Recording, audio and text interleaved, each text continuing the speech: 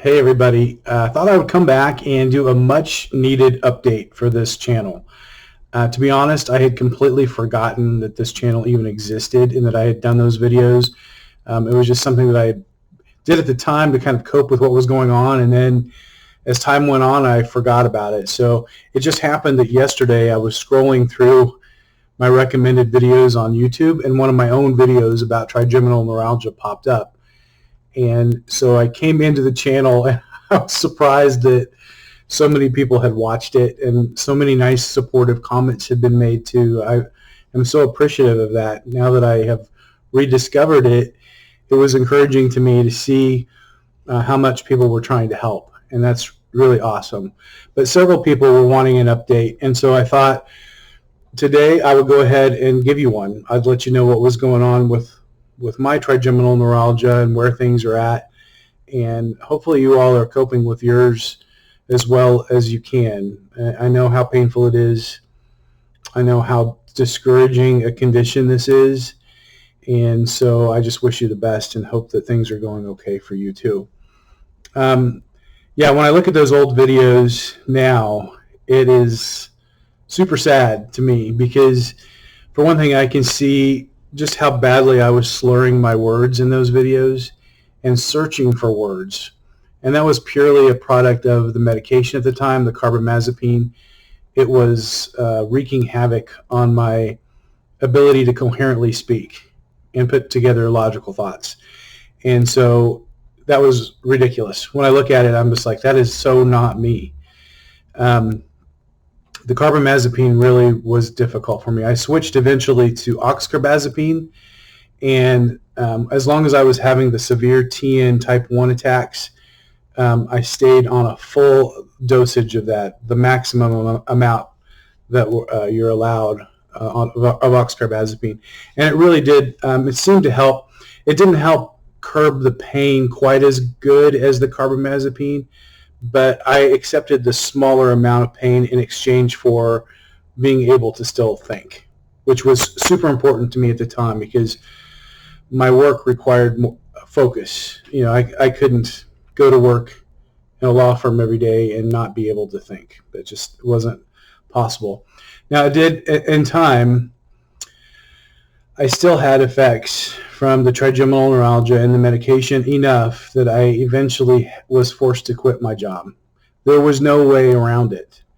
There was nothing else I could do. And no one there, honestly, they're sweet people. They're nice people. But there's no way they could understand what was going on with me. And they looked at me and thought, oh, he looks just fine. He looks like the way he has always looked. And I overheard one of the attorneys say to someone that they thought I was just being lazy. And that hurt really bad because it was not laziness on my part. It was the inability or the lack of capacity to do the job the way that I had always done in the past. I could not focus the way that I used to. And I couldn't stay on track on a task for more than just a few minutes at a time without getting completely distracted. So that was just the nature of this condition, and I understand it. You understand it because you get it. You're in the same boat. But people who don't have this don't get it. That's just the plain and simple truth. If you don't have trigeminal neuralgia, you don't get it. And some people will ask me a lot of good questions about it, but for the most part, they just interpret it as this guy gets headaches sometimes or something like that. They don't understand the nature of nerve pain and how debilitating it totally is. I mean, I would tell them, I feel like I'm getting shot in the head with a shotgun over and over. The pain is so bad, but it's hard for them to understand, and rightfully so. I mean, hopefully they never have to. Honestly, I wouldn't wish this horrible condition on anyone. So the meds I'm taking right now, I'm still on oxcarbazepine, and I've actually eased my way off of it for now completely. The last big attack I had was last spring, and it was brief. It didn't last long. And so I went back into, I call it a remittive phase, where I'm not getting the attacks from type 1. But somehow, over time, I have developed type 2, and it's on both sides of my face. It's bilateral.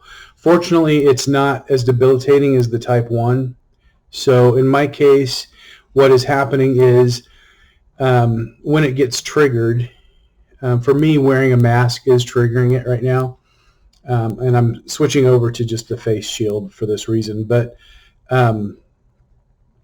when it's triggered, the type 2 for me feels like a toothache, but I get it in both sides of my jaw. So it's a annoying, and it's a strong pain, strong enough that it distracts me while I've got it, but it's nothing like type 1. It feels like I've got cavities in 2 of my teeth, and it doesn't last for me, it lasts for a few hours to maybe all day, but usually by the next day, I'm fine. Once I'm no longer triggering it in my sleep, because I'm not triggering it in my sleep, by morning I'm usually fine.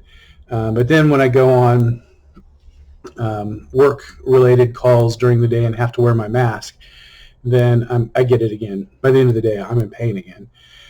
So my work switched. I stopped being a paralegal, and I went into, now I'm a mobile notary and loan signing agent, and I am doing a few other little things too that's paying my bills. Not as well as what I did working for the law firm, but it's working. So that's all I care about.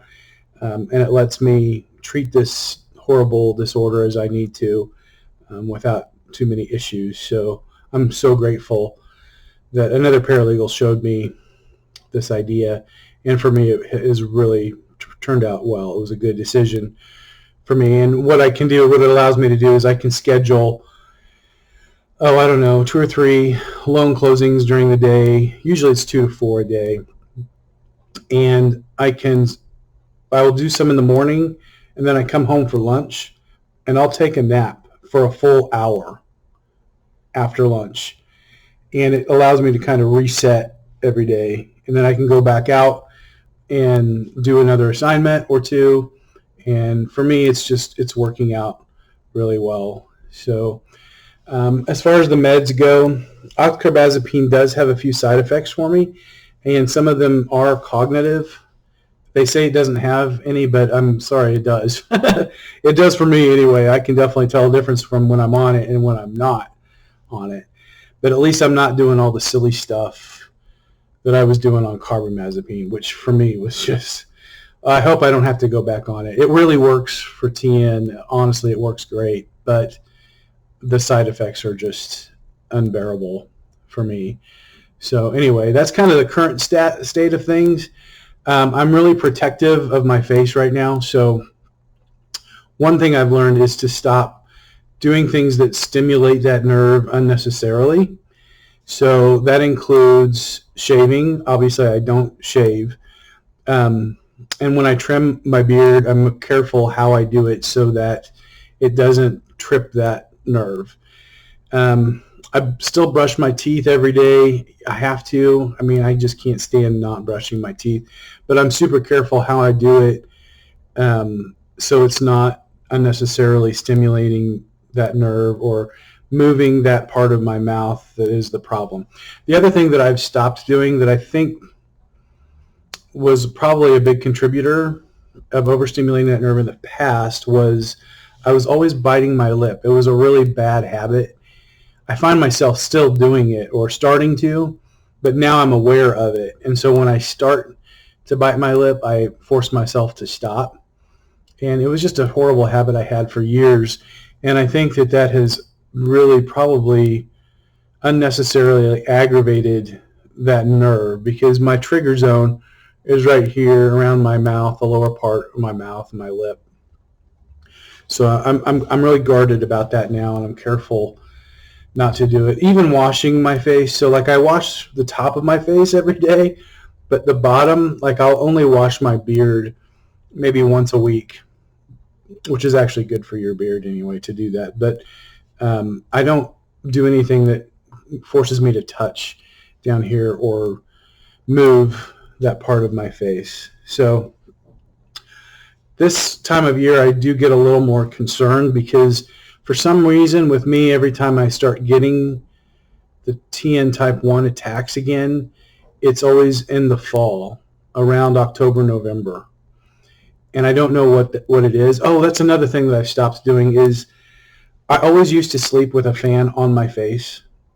And with trigeminal neuralgia, you can't do that. I mean, the wind will trigger it.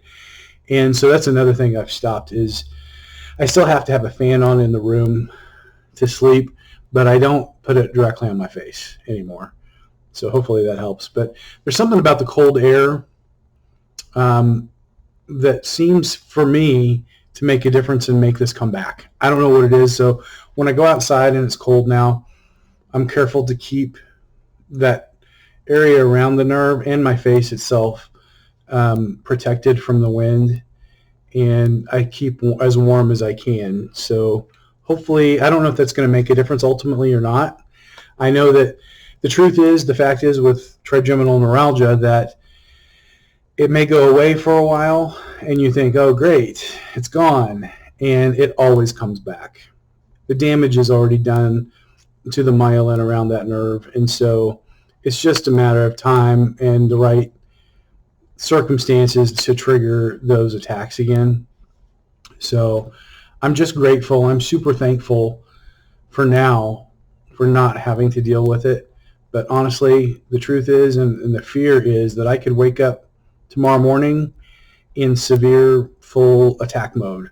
And so I know that's always a possibility. So I just try to be grateful for the days that I feel good and recognize those for what they are, and hopefully not have to deal with the bad days again anytime soon. So far, I have put off the surgical option successfully so far because I will go into these long remittive phases. So it allows me to, when I am having attacks, I'll treat those with medications for now. And if it becomes a problem to the point where I don't go into a remission with it anymore, those periods become so short that I need to take some other action, then I'll consider the surgical option again. For now, I'm just trying to get by on the meds, and it seems to be working out pretty good for the most part. So again, I hope you all are doing well. I'm so sorry that if you are coping with this, or if you know someone, you have a loved one who is coping with this, it is just one of the worst things you can imagine, and the pain is just so bad that I really do feel for people who have it. I have a lot of empathy for you and your loved ones both, and I wish you well. I hope that you can find some relief too. I'll try to get this updated a little bit more often now that I know people are actually watching it, but we'll see how that goes too, and I'll let you know where I'm at as far as the TN type 2. Right now, I can cope with it, even though it's a distraction and bothersome for sure. But I'll let you know what's working for me with that. I think the face shield will work a lot better than the mask, because the mask was directly coming in contact with my trigger zones, and that just wasn't good. But you know what? We have to wear those masks. And one more thing I do want to say before I go is COVID, as bad as trigeminal neuralgia is, the risk of COVID is worse. The risk of you transmitting it to someone else, if you have it, is worse than trigeminal neuralgia, because it can cause people to lose their lives. So it is doing that every single day. There are so many people dying. I have known people who have died from COVID. And so because of that, we need to wear the masks, even though it is horrible for us and it's painful. If you absolutely can't do it and the face shield isn't an option for you, then you know what? You need to just stay home. Stay out of contact with people. Do whatever it takes to avoid transmitting that horrible disease, because it's got to be stopped. So even though we would like to think that we have a reason not to wear a mask, if anybody does, we would, that's for sure. The fact is that COVID is a killer. And trigeminal neuralgia, while it's horrific, is not. So please be mindful of other people in your lives and continue to love them, and they'll love you back and hopefully help you to deal with the things that you have to deal with too. So anyway, I'm going to sign off for now, and I hope you have a good day, and I hope you're doing well. Take care of yourselves.